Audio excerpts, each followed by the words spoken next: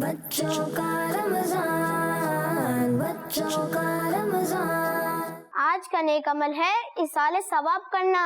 جی ہمیں رمضان میں خوب ایصال ثواب کرنا چاہیے۔ تو چلے بڑھتے ہیں آج کی نیکی کی طرف۔ پانی پر دم کر رہے ہیں؟ اچھا، وظیفہ پڑھ رہے ہیں ہے نا؟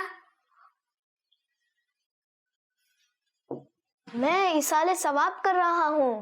ایصال ثواب کیا ہوتا ہے؟ اپنے کسی نیک عمل کا ثواب کسی دوسرے مسلمان کو پہنچانا۔ اچھا میں اب سمجھا، آپ فاتحہ پڑھ رہے ہیں؟ جی ہاں۔ پھر آپ نے کھانے کی چیز کیوں نہیں رکھی؟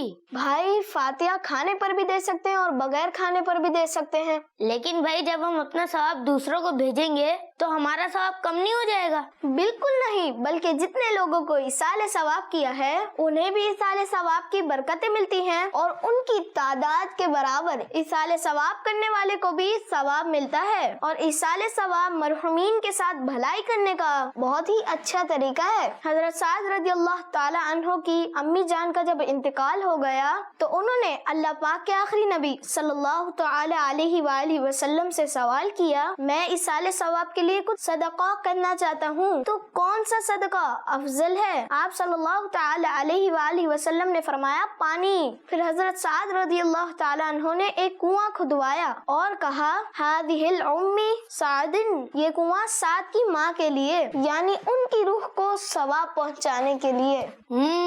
انشاءاللہ میں بھی ایصال ثواب کروں گا اور خوب نیکیاں کماؤں گا انشاءاللہ عز و جل۔ بچوں کا مدنی چینل آ گیا، بچوں کا آ گیا